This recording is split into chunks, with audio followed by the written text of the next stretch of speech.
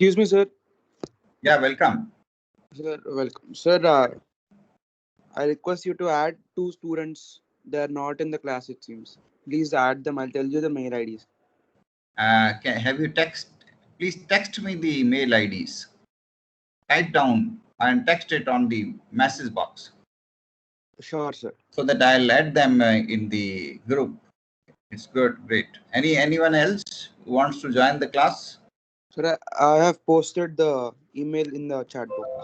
Okay, I'll just check it out. Sure, sir. Okay. Anyone who wants to give presentation is also welcome.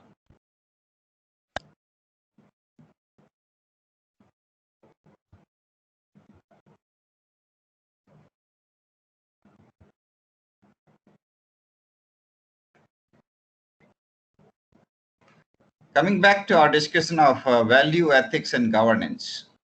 The moment we talk about corporate governance, see, the image that is being created somehow by the media is that the corporate governance is not healthy, the corporate governance is not good. But that's not, truly fair, because let me tell you, the corporate governance in India is based on more or less on Indian values and Indian philosophies. The uh, the the people at the top, the CEOs, the members of the board of directors, they might have got their MBA from out of country, but the MBA degree might have taken up, have sharpened their business skills, no doubt. But over 3-4 decades of their stay in India has prepared them thoroughly for Indian values and ethics. So the education that they have got in their families, the sanskar they have got in their family, the cultural upbringing that they have got in their family, that is staying with them. And that helps them in taking decisions which are based on Indian roots. Therefore, it is not surprising that when you see a Birla group coming up with the new enterprise, they start with the worship of Radha Krishna.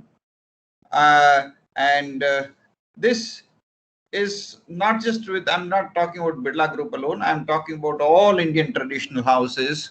They start with Ganesh Vandana, they start with, they first develop a temple and then they construct their office or factories or other premises.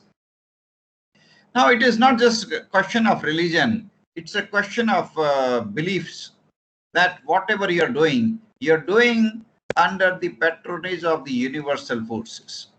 Somebody may call him Allah, somebody may call him Ram, somebody may call him Vishnu or Krishna, or whatever it is.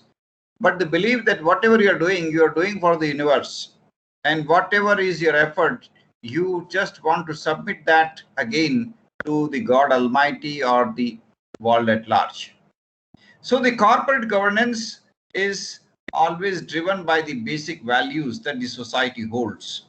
And society's values are governed by traditions, culture, past, heritage.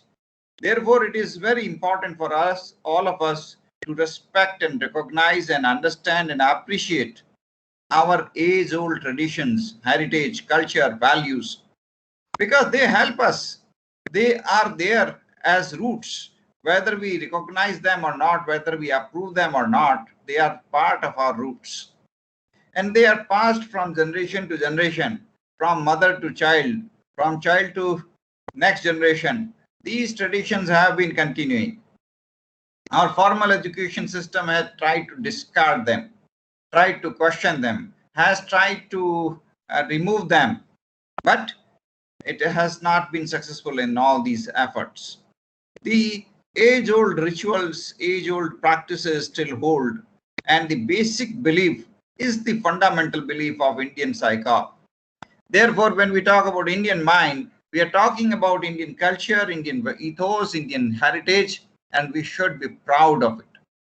We somehow or other, we hesitate in speaking about them, in recognizing them, in appreciating them, because we fear, we fear somebody may criticize us, and that's why we are a little bit disdainful towards our own culture and heritage and tradition. But we should appreciate them.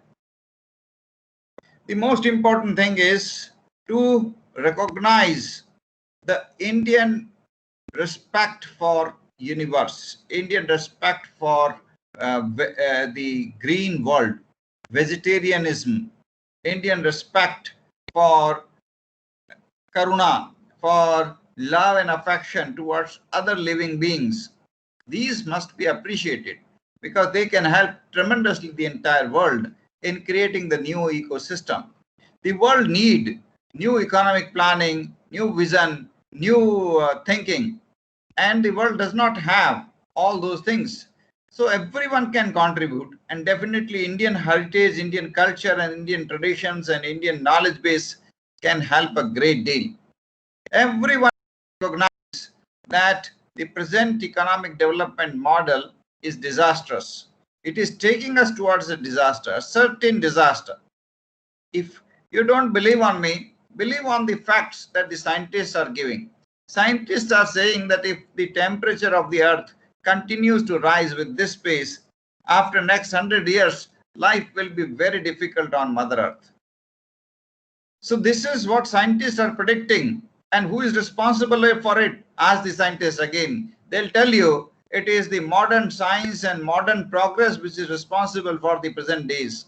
Because the way we are increasing pollutants, the way we are increasing automobiles, the way we are increasing our encroachment on nature, this is devastating. This is going to cause heavy damage to our Mother Earth. So the sum conclusion of this discussion is we need a new developmental paradigm, we need a new development approach, we need a new thinking. Where from is it going to come? It has to come from some source like India. Indian traditions, Indian heritage, Indian values, for thousands of years, they have protected, they have respected, they have recognized, they have appreciated our nature, our universe, and have always been in coherence with, in a very beautiful order with our nature. And that's why the Indian traditions, Indian values, Indian culture and ethos, they use nature without exploiting it. Using nature is good, but you should not exploit. If you pluck a fruit from a tree, you are using the nature. If you cut the tree, you are exploiting the nature. If you exploit the nature will be destroyed, and then you will be destroyed also. But if you just use the fruits of the nature without destroying it, keeping it well protected, you are also growing. Nature is also happy. Nature is also growing. Nature wants to support you because nature is your mother. And if you want to kill the nature, then this can be the most dangerous thing that you can do. This can be devastating. This can be most catastrophic. But that is happening. The modern economic development, the modern industrial development has been far more disastrous to the nature than anything else that you can find in last 100, 1000 or 2000 years. And that is now understood and appreciated and recognized by scientists, by everyone. And they are predicting the end of the universe. End of the universe means there will be no future, because all these activities that we are doing are continuously causing heavy damages to our ecosystem. We have to take timely action, otherwise all will be gone. So the timely action has to be taken by all of us, and we have to come forward and protect our world.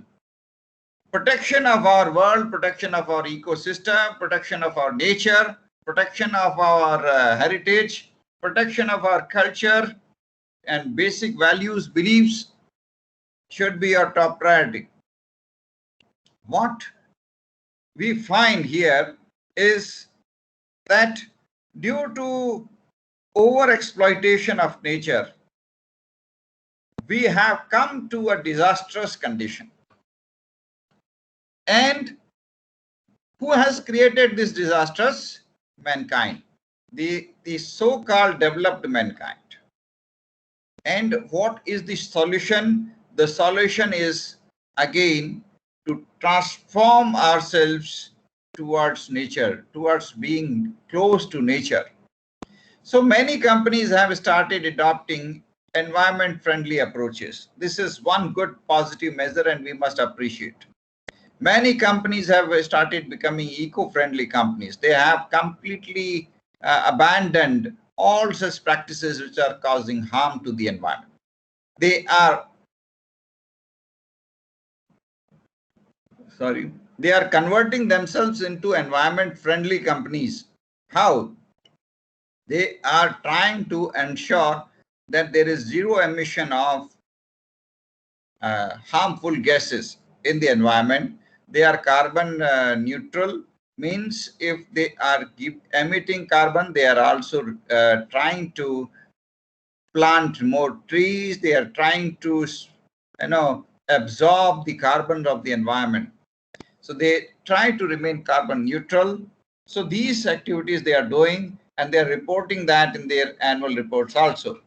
Every company reports in their annual report the net impact of the activities of the company on the environment, and also reports about important decisions that they are taking for environmental protection.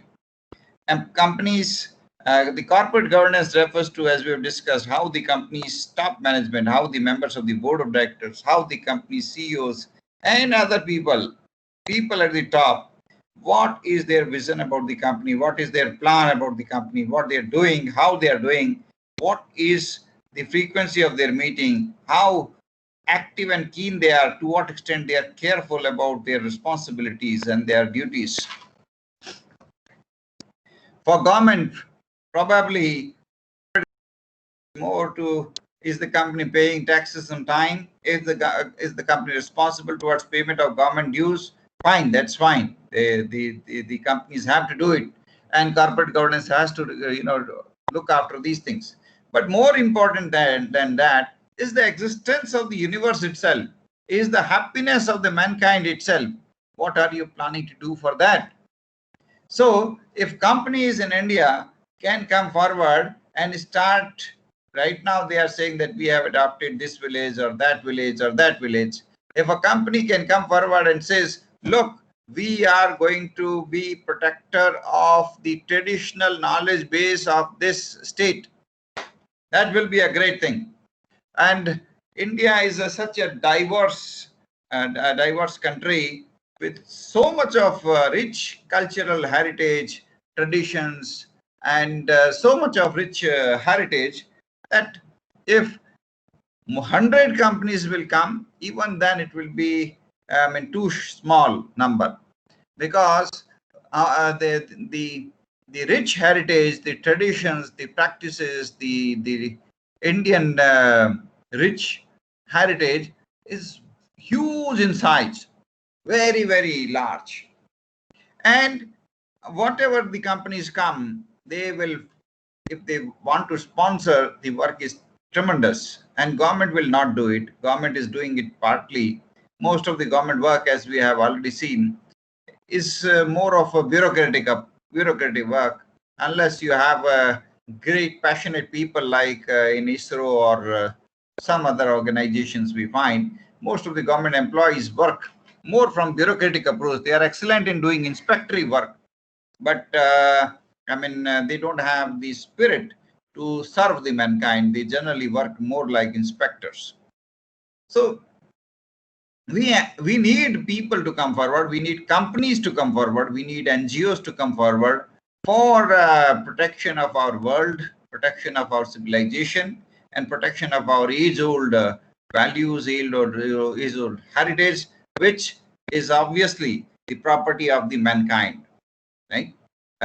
Indian traditional knowledge is a property of the mankind, no doubt. I mean, India doesn't want to take any monetary benefit out of it, but it should be recognized and appreciated, and most important thing, it should be preserved. Otherwise, it will disappear from the world. It has already, I mean, substantially disappeared already in the last decade. But let's hope that we are able to, I mean, give our youth the challenge of protecting and preserving our culture and heritage and traditions, okay, which will be obviously a very difficult assignment if they will take it up. India and heritage can definitely help the world at large, the mankind, in its revival. We have already discussed sustainable development goals are so difficult to achieve. The reason being, the Western model of development will again take the world towards even more dangerous and disastrous route. I mean, for example, what we had massive urbanization. People were migrating from villages to cities. And what was the result? We had a sprawling concrete building without any love, without any affection, without any nature, without any greenery. And ultimately, this is all dangerous. It is going to cause huge loss to mankind itself and other living beings. Rather than rather than going for Gandhian economics or rural Gram Swaraj kind of thing, the present developmental planners adopted the most dangerous and disastrous route out of all the options available to us. And we have no choices. We will have to continue on this path. And therefore, if we look at the planners, if you look at the development thinkers from the West, they will coin new words like smart cities or some other projects, which will ultimately create more difficulties, because the way you are creating the modern development, probably you have good intentions, no doubt. You bring out new plants, no doubt. But ultimately, what happens if you are causing harm to nature, if you are causing pollution, if you are destroying the nature-based resources? What will be the outcome? You can understand it yourself. New cities are being developed where the land is already scarce. If on scarce land you build a smart city, I mean, a person like me is not going to appreciate. Why? Because the land is required today for growing trees. We require land for growing trees. We require land for agriculture. We require land for reviving our nature. And if you go for construction of concrete building, there will be less and less of land available for all these purpose. And therefore, the nature and our ecosystem will get destroyed.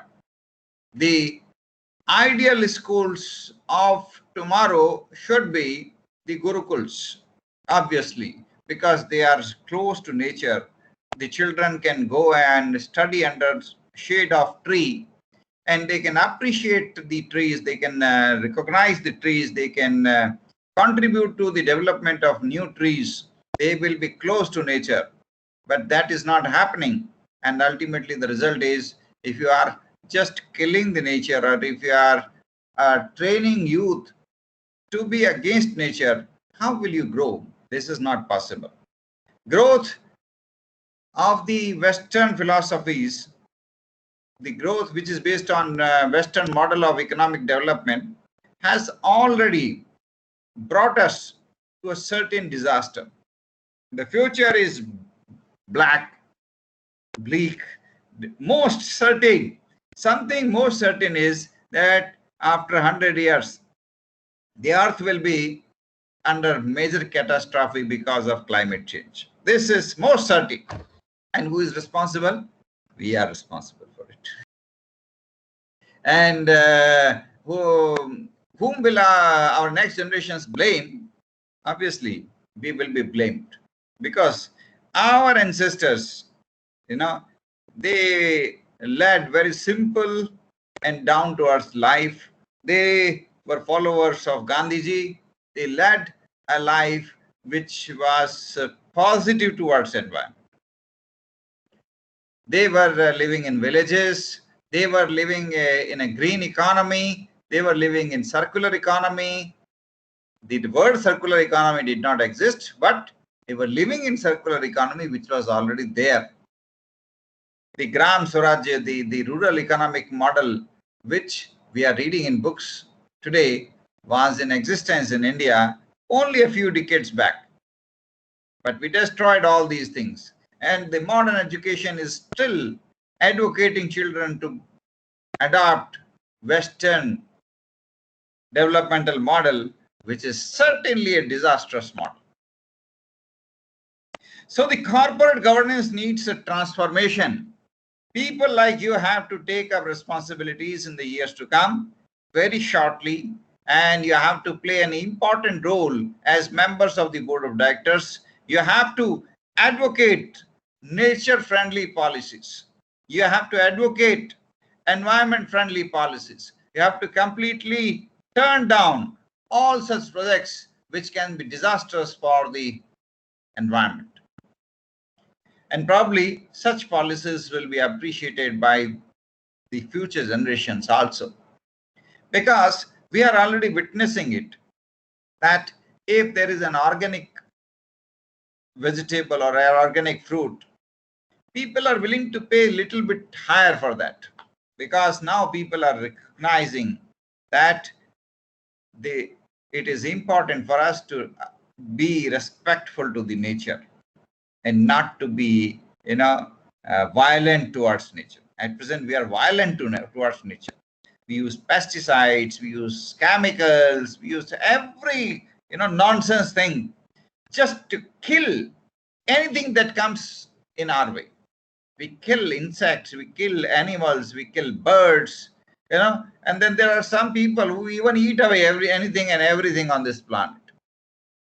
We do not appreciate such kind of thing. Let's return back to Indian traditions, Indian culture, Indian heritage, Indian values, which recognize and appreciate the role of every living being on this planet, right? If Western thinkers are mocking at India, saying that these people worship monkeys, these people worship elephants, they should recognize that it is because of these practices, these traditions, these heritage, that the world is still able to witness the animals, birds, and natural ecosystem. If the so-called Western model of economic development is adopted widely, the ultimate result will be that no one will be available on this earth after 100 years. You will not find any animals, you will not find any birds, you will not find any human beings. Survival will be impossible. We need change in economic development, which obviously we are also following now Western economic development, which is disastrous for certain. So we need changes in all these things.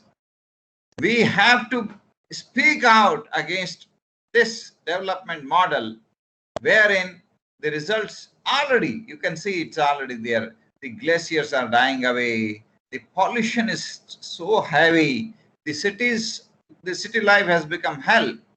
Look at slums in Delhi. Look at slums in Mumbai. I mean, look at the quality of life that the people are having in slums or even otherwise, right? Most of the water that you have in cities like Delhi and Mumbai, you're spending in gardening. You are spending water in washing your cars. Such a nonsense. And we are talking about scarcity of drinking water. There are families, there are people who are not able to get drinking water, and we are wasting away this water and all these things. It's just because of all these things. Okay. Today, we have so many priorities. We have priorities in terms of revival of our forest, revival of trees, revival of our oceans, the aquatic life, revival of life in forest, right? We need priorities on all these. These are all important agenda for us. We all have to do it, right? We have to revive our villages. We have to revive our ancient education system that is based on Gurukul. Somebody has to come forward. I wish some company should come forward. We have to revive our age-old practices where every home used to have one cow, right? Every home used to have one cow. Everyone used to keep one cow, not keep, respectfully keep one cow. So we have to bring those practices back. How will we do it? We need a new developmental paradigm. We need new corporate leaders. New corporate leaders can shine back and bring a new developmental thinking and enable us to lead a happier mankind, towards a green environment, green ecology, green systems, in the green technologies in the next few centuries, so that the mankind can survive. Not only mankind, every living being can have a future. Every living being can live and survive. That is based on Indian philosophy. We need new thinking, new approach in this direction, right? Hybrid things will not work probably, because the moment we have tried to experiment a lot, we have tried to follow the Western developmental model a lot. We have tried to mix it with Indian traditions, but it doesn't mix. It will just simply kill the age-old Indian knowledge base, as we have already seen, witness it silently. The modern Western education, which has been spread to in Indian schools, what it is doing, it is completely, destroying age-old Indian beliefs, age-old Indian traditions, age-old Indian practices, age-old Indian knowledge base in some or other ground, right? The modern the so-called historians are giving a distorted picture of the history, saying that Indian were, completely, ignorant people, right? This is how they are trying to recapitulate. But we have to be careful. Our priorities are very simple. Priorities are that the universe should grow. There should be happiness all around. The world should be able to attain sustainable development goals by 2030. At the present pace, it seems difficult. That's why we are discussing all these points. How will you achieve sustainable development goals by 2030? Governments will do miserably. They will not be able to do anything. There is a need of a collective efforts by all of us. Every company should contribute, every NGO should contribute, every individual should contribute, everyone should contribute, and every government should also contribute. Everyone should contribute. Then only we'll be able to attain sustainable development goals by 2030. And we need a new developmental plan for that. We need new approach towards them. Some people are saying you adopt circular economy. Some people are saying you adopt green economy. Some people are saying you adopt green technology. Fine, whatever you do, you will have to change the Western model of development. That is for sure. So let's welcome the new path of development. Let's welcome all such policies which are close to the nature, close to environment, which respect existence of other living beings.